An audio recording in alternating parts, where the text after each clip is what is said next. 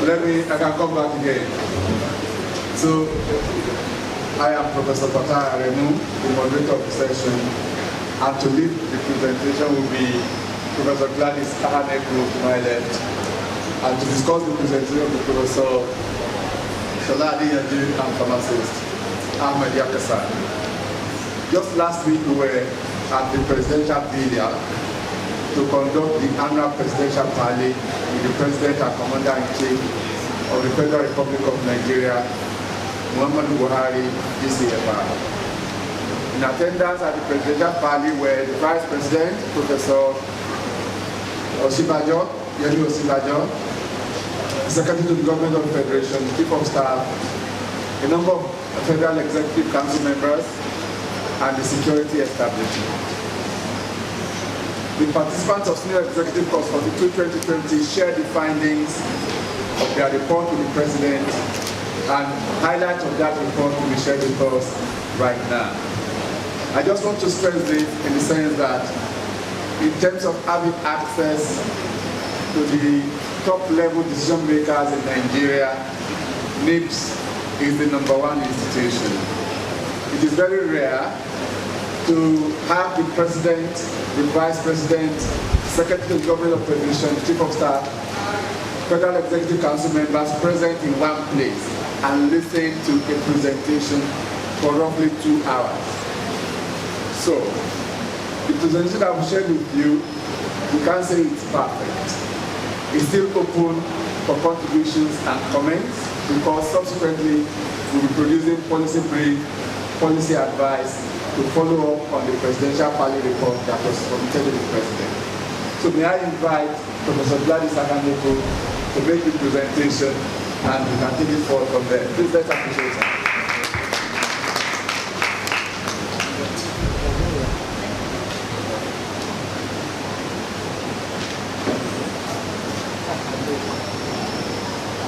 Your Royal Highness, and everybody here, I beg to stand on the already established protocol for one time. Can you see the largest map on But Prof, before I proceed, before my certificate will be withdrawn, I must recognize in a special way my teacher in the medical school, where I clap for you. Professor J.I. He made O&D so simple that all of us thought we were going to end up gynecologists. We thank you very much, sir, but I thank you for it. I am Gladys Ahaneku, a professor of medicine and a participant of Set 42 of the Senior Executive Course at NIPSS. And I'm here to present a reporting out on the 2020 theme, which is population growth and human capital development in Nigeria, challenges and opportunities. This is a presentation by the National Institute for Policy and Strategic Studies to the 6th Biannual Family Planning Conference 2020. Nigeria is one of the fastest growing countries in the world, with an estimated population of about 200 million. The composition of the country's population is mainly in the youthful category, with a high dependency ratio. The ever-increasing population of Nigeria presents a huge challenge and an immense opportunity for the development of human capital. The federal government of Nigeria, in recognition of the crucial role of human capital development, has formulated different policies, such as the National Population Policy 2014, and established various agencies for building the skills of our citizens. This shows government's determination to manage the growth of the population through accelerated human capital development. However, the policies and frameworks seem not to be achieving the desired results.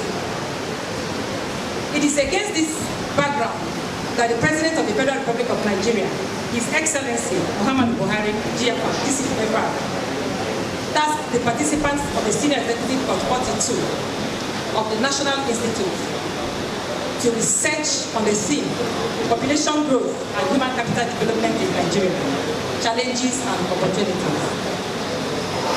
The aim of this study, this presentation therefore, is to report out on the findings and recommendations of the study and stimulate discussions at this conference.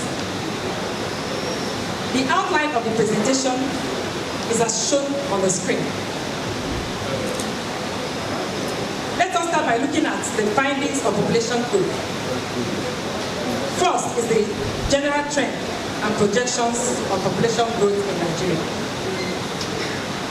Nigeria is the most populous country in Africa and is currently the 7th in the world. According to the estimates from the 2006 National Population and Housing Census figures, Nigeria currently has a population of over 200 million people, with an average annual population growth rate of 3.2%. At this rate, Nigeria is projected to become the world's 3rd most populous country by the year 2050, with an estimated population of 410 million, coming after China and India. Next is the demographic composition of the population. Nigeria has a total fertility rate of 5.4, compared with Kenya and South Africa with 3.5 and 2.4 respectively. The Nigerian population pyramid, as shown on the screen, shows that the majority of the population lies between ages of 0 to 14 years. The percentage of the population under 15 years is currently 43.5%.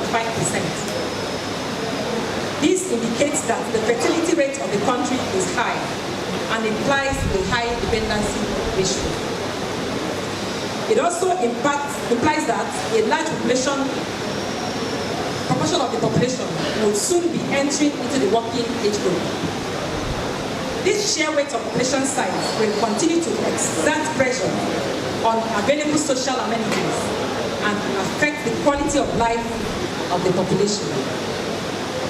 Accordingly, new job opportunities will be required to meet up with the projected increase in the labor force. Nigeria's population is made up of 55% youth and 45% dependents. Hence, the proportion of dependents in Nigeria is very high. Then, the drivers of population growth. Nigeria's population growth rate is driven by 3 factors, which are fertility rate, mortality rate, and migration. Fertility and mortality rates are the significant population growth drivers. Nigeria has high fertility rates. The mortality profile of Nigeria has also declined, but is still at an unacceptable rate. Now, let us look at the regional variation in population growth rate. It is noteworthy that population growth rate in Nigeria is not uniform across the geopolitical zones. For instance, we found that the average total fertility rate in Nigeria in the northern region is about 5.9%, compared to the average total fertility rate in the southern region, which is about 4.2%. In addition, the percentage of teenagers who have begun childbearing in the northwest is 28.5%, compared with 5.5% in the southwest. Similarly, the percentage of married women using any method of family planning in the northwest is 6.7%, compared with 21.7% in the south. What then does this mean? It means that efforts to contain population growth is beginning to yield modest results. But this is confined largely to the southern parts of the country. It is also possible to infer that the northwest and the northeast require sustained, targeted interventions if the overall outcome in limiting population growth is to improve. Therefore, we are of the view that when it comes to policy intervention to address population growth in Nigeria, one size does not fit all across the geopolitical zones. In other words, there should be specific interventions tailored towards different regions, depending on the contextual imperatives. What then are the causes of regional variations? We found that the causes of regional variations in the population growth include level of education, early marriage, inadequate funding for family planning programs, contraceptive prevalence rate, as well as cultural resistance to family planning. Other findings on population growth include: 1. Absence of reliable data that will enable proper planning and efficient utilization of resources. 2. Lack of one-stop data shop in Nigeria for all the population data required for human capital development. There is no effective coordination among the many institutions responsible for gathering and providing population data. 3. Problem with the governance architecture in Nigeria. The state governments do not have any policy on population, and they are not constitutionally bound to comply with the national population policy. Therefore, vertical and horizontal fragmentation in the governance system is a major barrier to effective implementation of population policy. 4. The political economy of population figures is a sensitive subject matter, making it difficult for coherent vertical and horizontal harmony across the tiers of government. Population figures is the basis for policy, political constituency, and the question of revenue. This makes it vulnerable to political manipulation, suspicion, and instability. 5. Non-differentiation in the roles assigned to traditional rulers and religious leaders, with the thinking that they are the same. Let us now go to findings on human capital development. Human capital development means building an appropriate balance between any critical mass of human resource base and providing enabling environment for all individuals to fully engage and contribute to national development. The key pillars of human capital development include education system, health and social services, as well as per capita income.